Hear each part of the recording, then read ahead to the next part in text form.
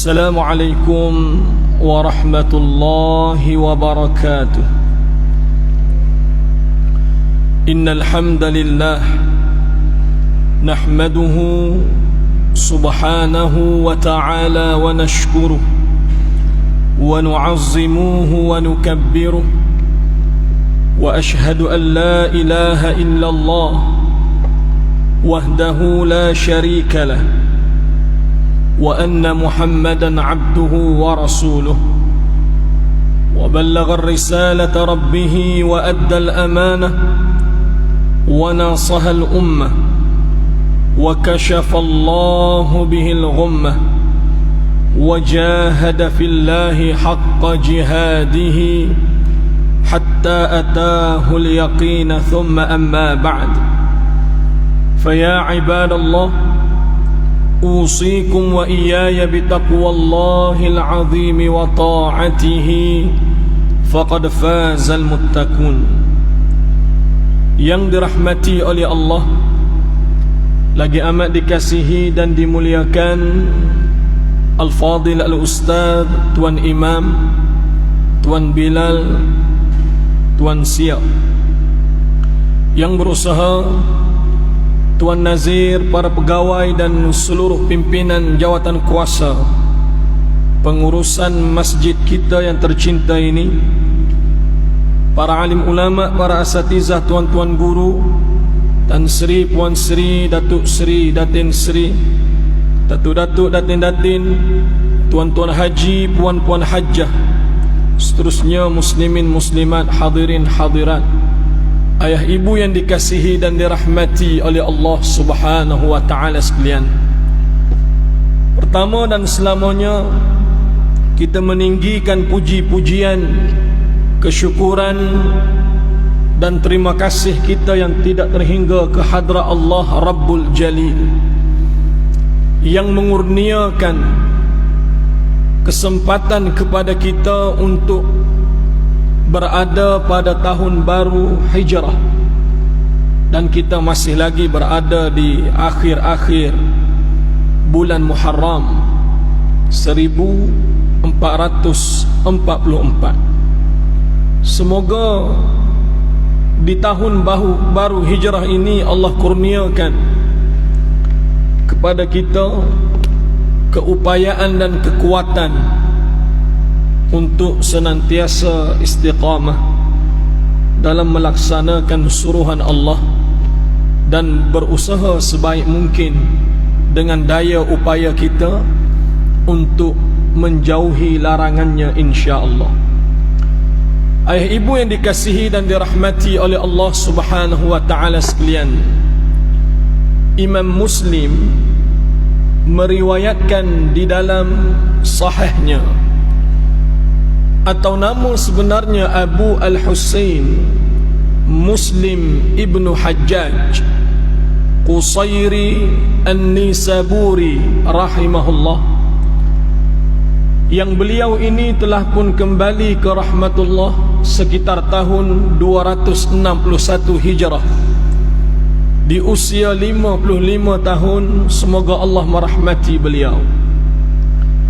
Di dalam Jami' Sahih Muslim sekurang-kurang ada 12,000 hadis yang Imam Muslim telah mempersembahkan sekitar 15 tahun daripada usianya untuk melengkapkan, menyiapkan Sahih Muslim sebagai kitab yang kedua paling asah selepas Al-Quranul Karim.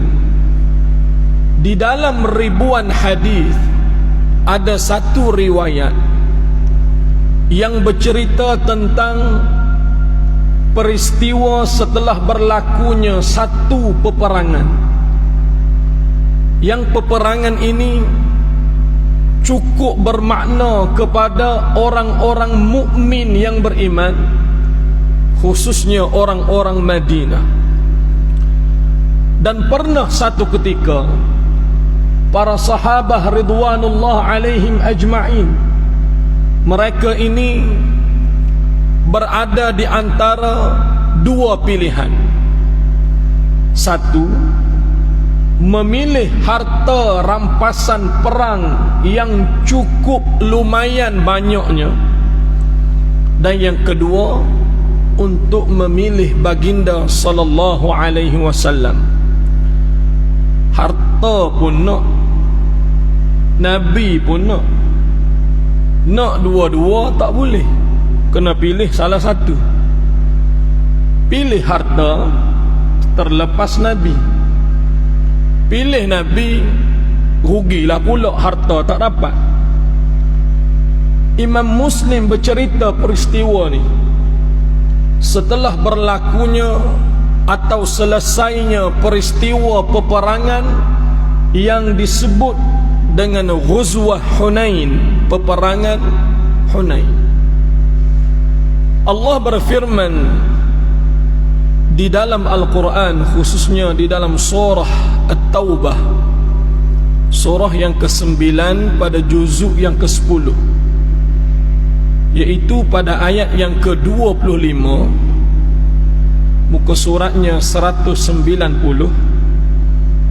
Ayat ini berada di dalam mushaf atau mashaf, sebelah kiri, pertengahan dan sedikit ke bawah.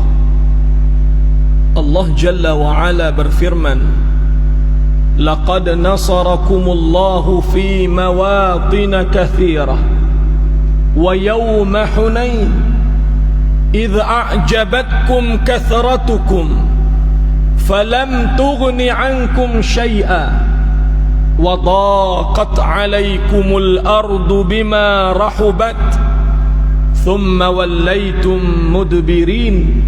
Sadaqallahul azim.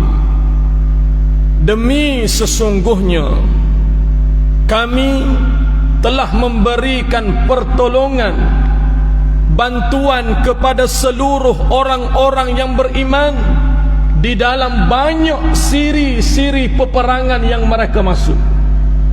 Wa yauma Hunain, termasuk pada hari di mana berlakunya peperangan Hunain.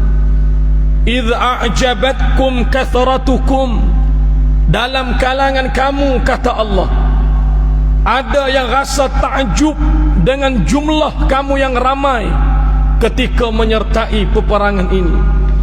Kata Allah, falam tughni ankum syai'a, sedikit pun jumlah yang banyak itu tidak memberi manfaat kepada kamu. Wa daqat 'alaikumul ardu bima rahubat, bahkan bumi yang terbentang luas untuk kamu menjadi sempit untuk kamu lari di atasnya. Thumma wallaytum mudbirin, kemudian kamu lari dalam keadaan bercerai-berai tanpa ke mana arah tujunya. Allahu Akbar. Peristiwa peperangan Hunain berlaku 6 tahun selepas berlakunya peperangan ulung yang rasmi, iaitulah Badar Al-Kubra pada tahun kedua Hijrah. Setelah 6 tahun, ada satu peperangan yang sebahagian ahli siyar mereka menyebut inilah peperangan terakhir yang disertai oleh baginda sallallahu alaihi wasallam secara formal sebelum baginda wafat. Dulu ketika tahun kedua Hijrah, ketika berlakunya peperangan Badar, berapa orang jumlah tentera Islam? Tentera Islam dalam perang Badar berapa orang? 300 orang. 300, 310, 313, tidak lebih daripada itu. Tentera Islam yang 313 orang ni lawan berapa orang tentera musyrik? 1000. Ratio dia 1:3.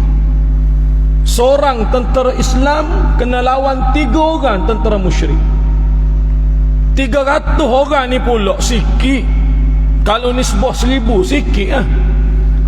Dahlah 300 orang. Ini kali pertama masuk peperangan secara formal. Yang kedua, kelengkapan ketenteraan tak cukup. Yang ketiga, bukan ahli dalam medan peperangan. Dan yang keempat, tak pernah tahu macam mana situasi getirnya peperangan. Sedangkan 1000 jumlah di kalangan musyrik, ratusan daripada mereka merupakan pemacu kuda yang cukup cekap.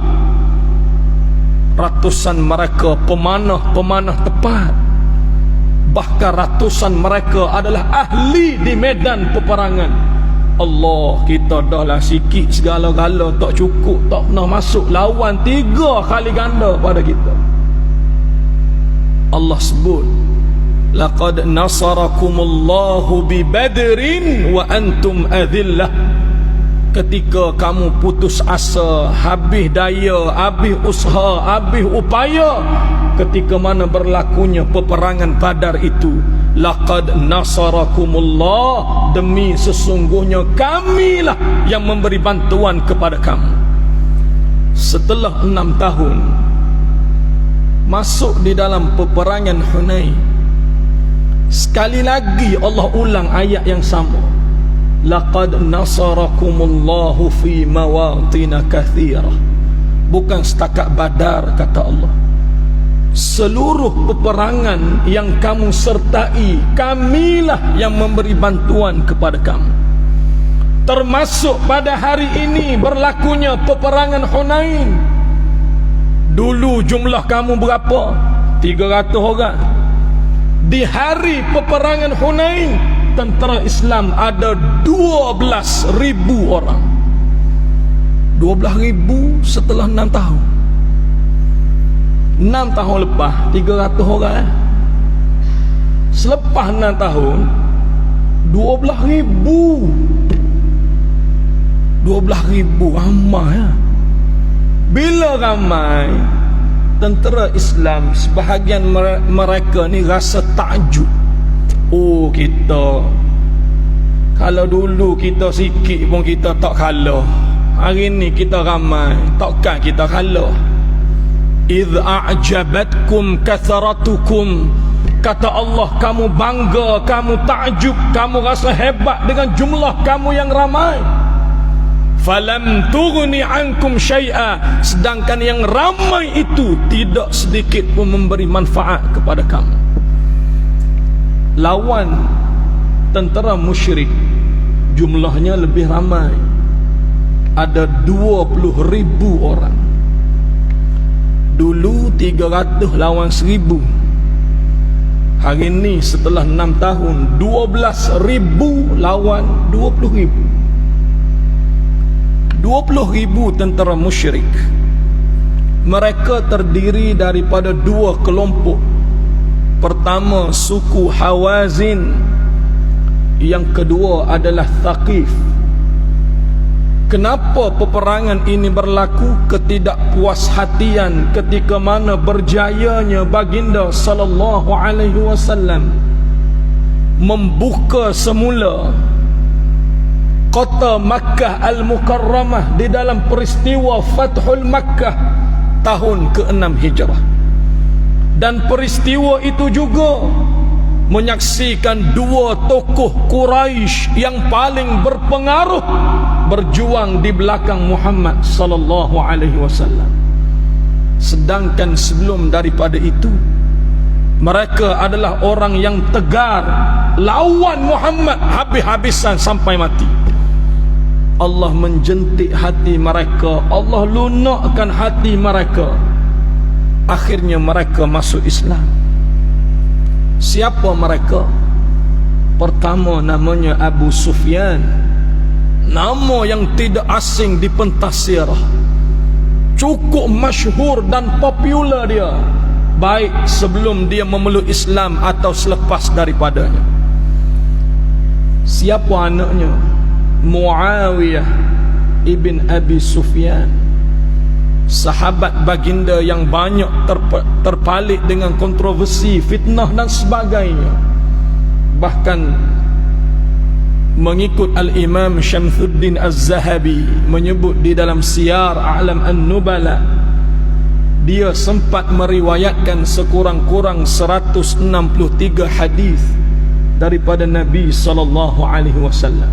Dan anak kepada Abu Sufyan inilah merupakan khalifah Islam pertama kerajaan Bani Umayyah, dan anak dia juga merupakan panglima armada angkatan laut pertama di dalam sejarah Islam. Yang kedua, Suhail ibnu Amr, dia merupakan jagoan musyrik. Hebat dia, sambil dia pacu kuda, dia boleh panah, bahkan dia boleh tarik 2 ke 3 anak panah dalam satu masa.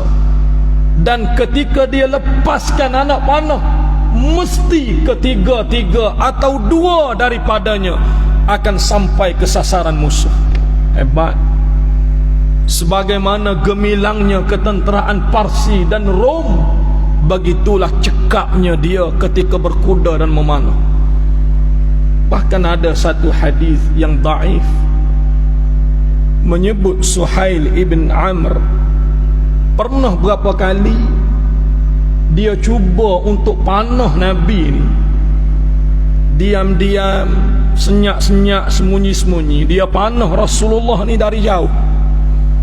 Dan pada kacamata orang yang melihat, dia lepas anak panah tu mesti kena Nabi, mesti kena. Allah kirimkan Jibril untuk gagalkan anak panah dia melalui jalan yang lain. Akhirnya dia memeluk Islam.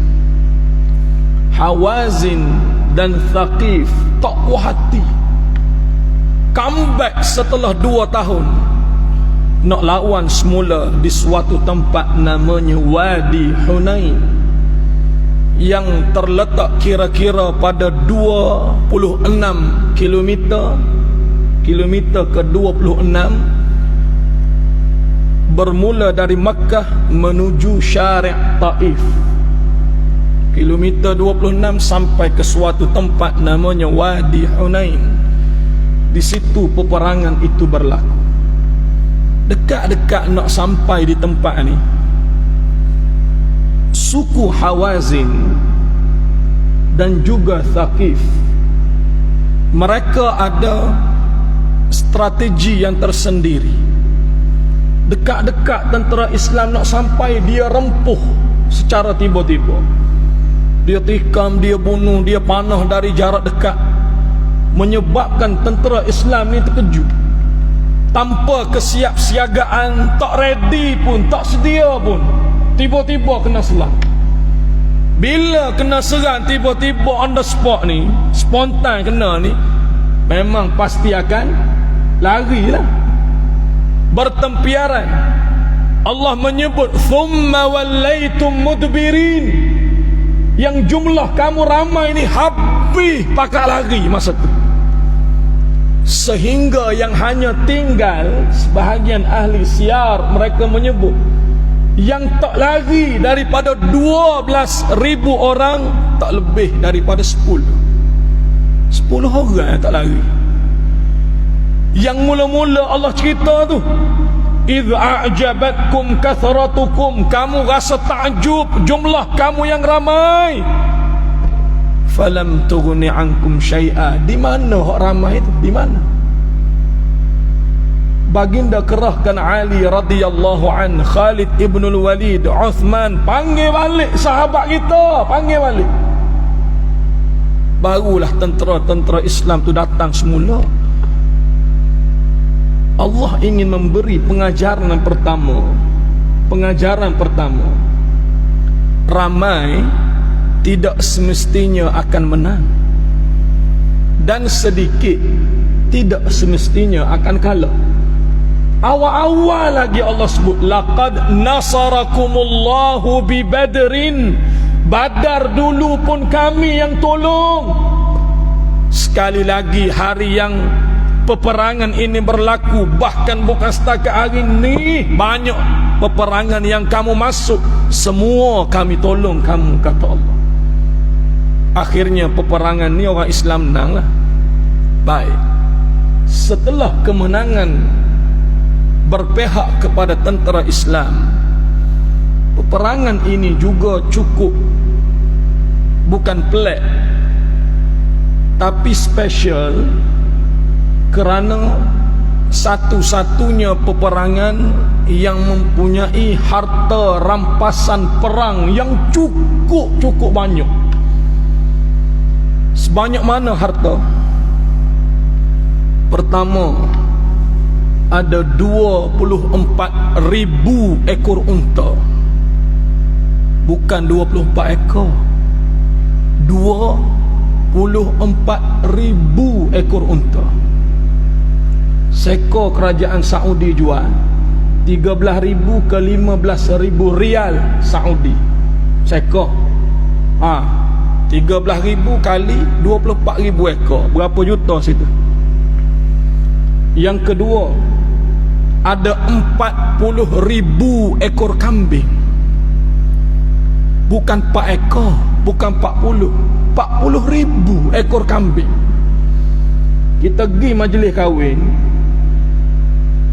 tengok makanan di atas para tu, tiba-tiba terpandang kambing golek. Kambing dulu kita pergi. Orang lain saya tak tahu, saya kambing dulu saya pergi. Sekor tu lah kita berebut nak makan ramai-ramai. Sekor tu satu hal free pula. Gotu boleh tambah, sos boleh tambah, koslo boleh tambah, sayur boleh tambah, daging boleh tambah. Hak ni 40,000 ekor. Banyak sungguh lah. Ada 6,000 tawanan perang. Bukan 6 orang, 6,000 tawanan perang. Subhanallah. Dan ada 4,000 auqiyah perak. Duit perak tu ada 4,000 auqiyah perak. Satu perak ni bersamaan dengan 260 gram kali ya. Dan harta ni pula bukan duduk dalam bank, bukan dalam KWSP, depan mata semua tentera Islam menyaksikan harta tu dengan mata dan kepala mereka sendiri. Banyaknya harta. Dan sudah pasti di kalangan mereka sudah pun tahu harta ni akan dibahagi-bahagikan antara kita. Kaya rahwak kita ni. Selesai peperangan, baginda sallallahu alaihi wasallam panggil semua tentera-tentera Islam yang mereka ini terdiri daripada orang-orang muhajir dari Makkah, migrate duduk di Madinah. Dan sebahagian besar dalam kalangan mereka iaitulah tentera-tentera Ansar yang merupakan tuan tanah kepada negeri Madinah. Bila baginda panggil tentera muhajir dan Ansar, semua duduk depan baginda. Lalu harta itu dibahagi-bahagikan. Ada 2 ke 3 versi riwayat yang saya mengambil salah satu daripadanya. Bila harta ini dibahagi-bahagikan, pertama 24,000 ekor unta kesemua baginda berikan kepada tentera muhajir. Sekor pun baginda tak bagi kepada tentera Ansar. 24,000 tu habis baginda bagi tentera muhajir, sekor pun baginda tak bagi kepada tentera Ansar. Yang kedua, 40,000 ekor kambing. Kesemua 40,000 itu baginda bagi kepada tentera muhajir. Sekor kambing pun baginda tak bagi kepada tentera Ansar. Ketiga, 6,000 tawanan perang. Kesemua 6,000 baginda bagi kepada tentera muhajir. Seorang pun baginda tak bagi pada tentera Ansar. Terakhir 4,000 auqiyah perak. Semua 4,000 auqiyah perak baginda bagi kepada tentera muhajir. Sekepeng pun baginda tak bagi pada tentera Ansar. Sekeping pun tak dapat. Mudah cerita, tentera Muhajir, semua harta rampasan perang semua mereka dapat. Tentera Ansar putih mata, tengok saja. Habis harta tu baginda bagi. Tiba-tiba kita lebih ramai daripada mereka ni. Tengok saja kita. Putih mata kita. Dan skrip yang biasa akan keluar, ini tidak adil. Gitulah.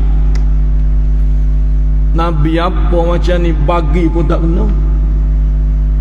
Duk cakap belakang, rasa tak puas hati, rasa cukup ralat, tak patut baginda buat gini pada kita.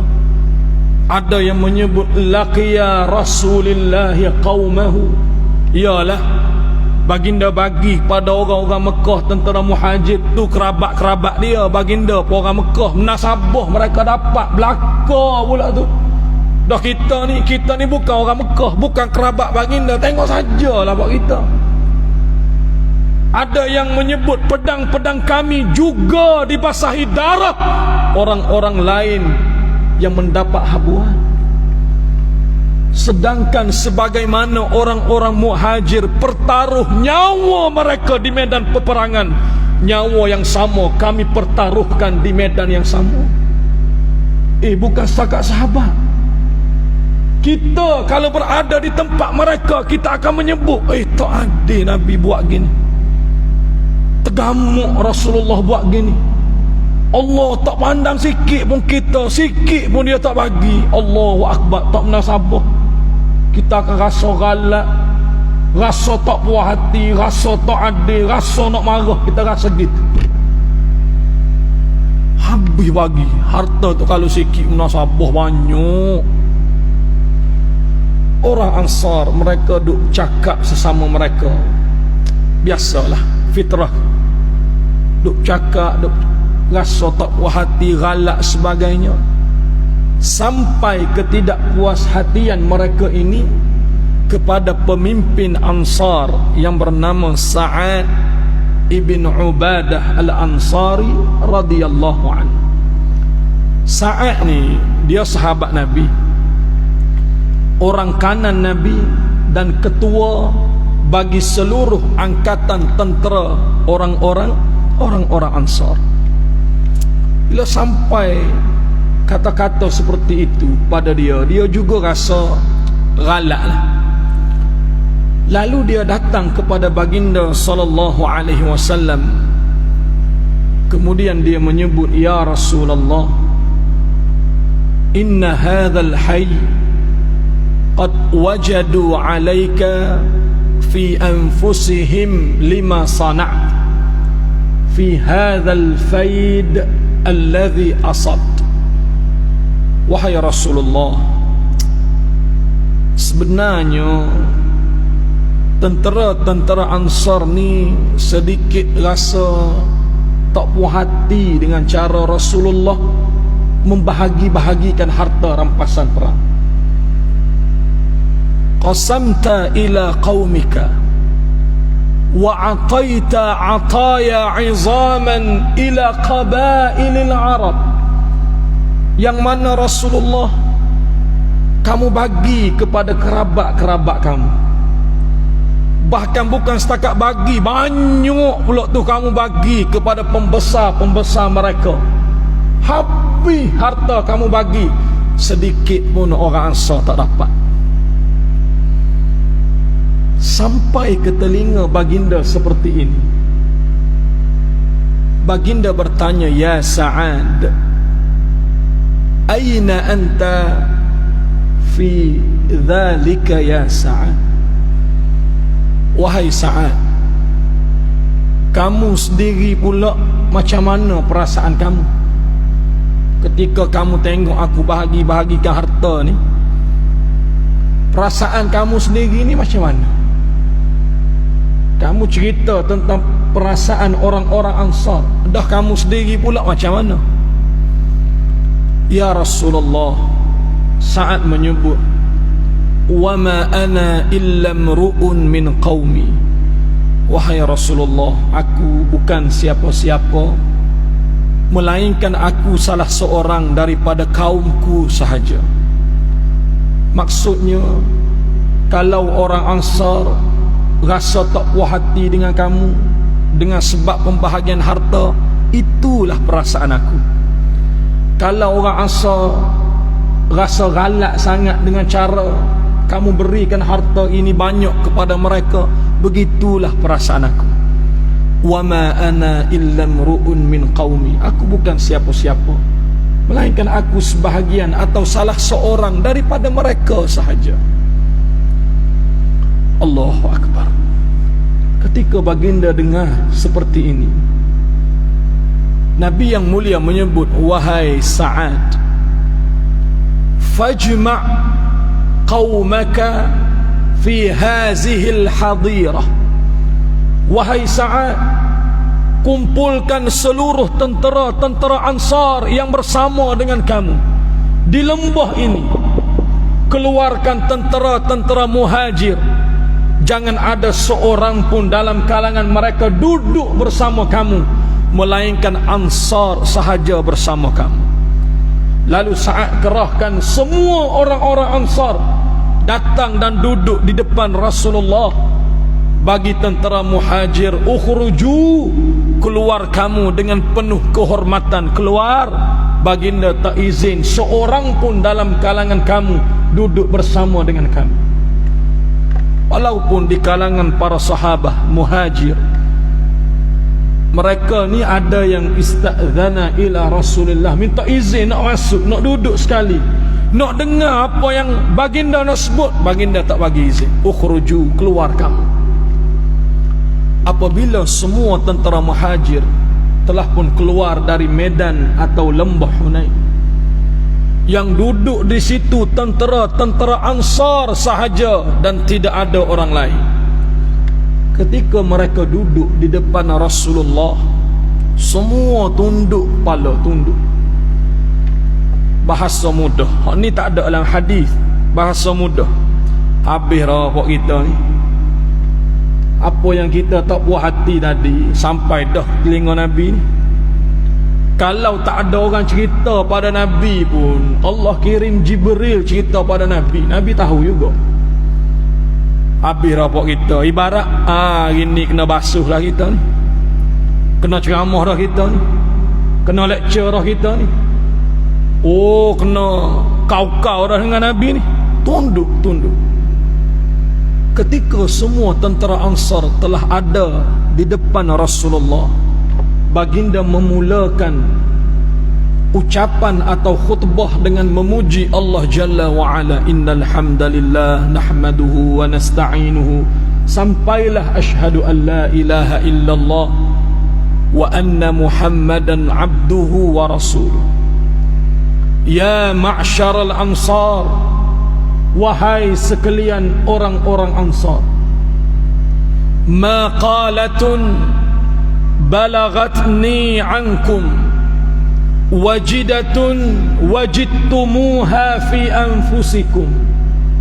Wahai sekalian orang-orang Ansar, berita apakah yang telah sampai ke telingaku ini? Perasaan tidak puas hati yang ada di dalam diri kamu kepada aku. Senyap, orang Ansar semua senyap. Ya ma'syaral Ansar, alam atikum dulalan fahadakumullahu bi, wa'alatan fa'agnakumullahu bi, wa'a'daan fa'allafallahu baina kulubikum. Wahai sekalian tentera-tentera Ansar, bukankah dahulu ketika aku datang kepada kamu, kamu berada dalam keadaan sesat, kemudian Allah memberi hidayah kepada kamu? Bukankah dahulu ketika aku datang kepada kamu, kamu tidak mempunyai apa-apa, Allah yang kurniakan kekayaan kepada kamu? Bukankah dahulu ketika aku datang kepada kamu, kamu saling bermusuh-musuhan antara satu sama lain, kemudian Allah mendamaikan permusuhan antara kamu? Ajibuni ya Ansar, ajibuni. Jawab aku tentera Ansar, jawab. Di mana kamu tak puas hati dengan aku? Tu dia. Kalau kita salah seorang depan tu, apa kita nak jawab? Yang tanya kita bukan ayah kita, bukan majikan kita, bukan MP, bukan adun, bukan DO, bukan JKK, bukan Tok Gawa, bukan. Yang tanya kita ni Rasulullah, yang di tangan dia syafaat kita mengemis nanti dengan dia. Hari pertama di alam kubur didatangkan gambar ya'ti bisurah. Malaikat bawa gambar Rasulullah, tunjuk pada kita dalam riwayat Bukhari. Malaikat tanya, hal ta'rifu man huwa rajul? Adakah kamu kenal laki-laki ni? Yang beriman akan menyebut, asyhadu annaka ya Rasulullah, aku bersaksi bahawa kamu adalah Rasulullah. Walaupun tak pernah tengok Nabi. Sampai di alam kubur kita sebut nama dia. Dan dia tanya kepada kita, di mana kamu tidak puas hati dengan aku? Baginda tak tanya kita, tanya tentera Ansar. Yang orang-orang Ansar ni, para sahabat ni, gelaran mereka, ke atas mereka itu redha Allah Ta'ala dah.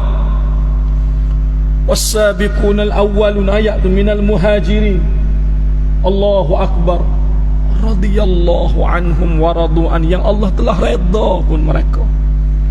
Baginda tanya, di mana kamu tidak puas hati dengan aku? Tak jawab. Bimadza nujibuka ya Rasulullah? Kami nak jawab apa kepada kamu wahai Rasulullah? Allahu wa rasuluhu aman wa afdal.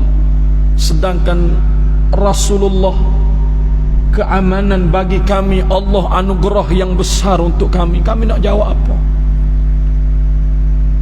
Baginda sallallahu alaihi wasallam menyebut, ya ma'syaral ansar, wahai sekalian orang-orang Ansar, sesungguhnya telah sampai kepada aku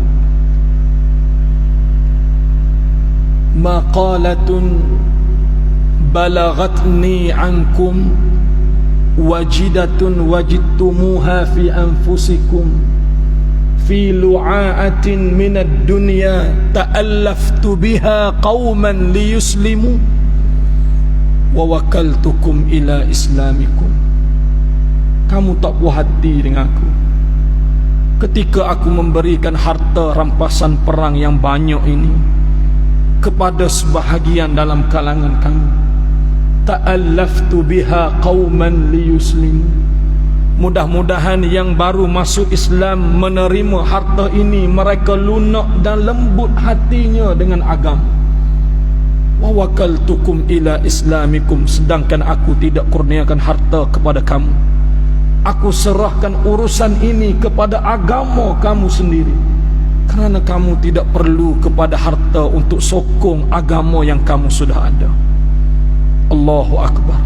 Ya ma'syaral ansar, atardawna an yadhhaban nas bi syatin wa ba'irin wa tarji'una bi rasulillah fi rihalikum. Tidakkah kamu redha melihat orang-orang membawa pulang unta-unta mereka, kambing-kambing mereka pulang ke tempat kediaman mereka, sedangkan kamu membawa Rasulullah pulang ke tempat tinggal kamu? Aku tidak berikan harta kepada kamu, aku berikan diri aku kepada kamu.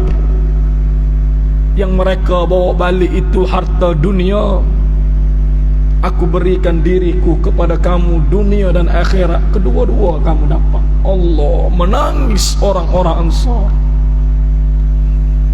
Sehingga baginda sebut, lamma tanqalibuna bihi khairun mimman yanqalibun. Bukankah apa yang kamu bawa balik itu lebih baik daripada apa yang mereka bawa balik ke tempat tinggal mereka? Mereka bawa harta banyak. Harta itu akan habis. Sedangkan aku memberikan diriku, nyawaku, jasadku kepada kamu, dan aku pulang bersama dengan kamu. Walau aku orang Mekah, aku tidak ikut mereka. Aku berikan diriku kepada kamu untuk pulang ke rumah bersama dengan kamu. Akhirnya baginda menyebut, Allahumma arham ansar wa abna'ul ansar wa abna'i abna'ul ansar. Ya Allah, rahmatilah orang Ansar, rahmatilah anak-anak mereka, dan rahmatilah cucu keturunan-keturunan mereka. Mudah-mudahan sedikit daripada ayat ini memberikan jutaan manfaat yang besar kepada saya dan kita semua. Sekali lagi terima kasih di atas perhatian. Mohon maaf di atas segala kekurangan. InsyaAllah kita bertemu di lain kesempatan. Aku qauli hadza wa astaghfirullahal azim li wa lakum, wabillahi taufiq wal hidayah. Assalamualaikum warahmatullahi wabarakatuh.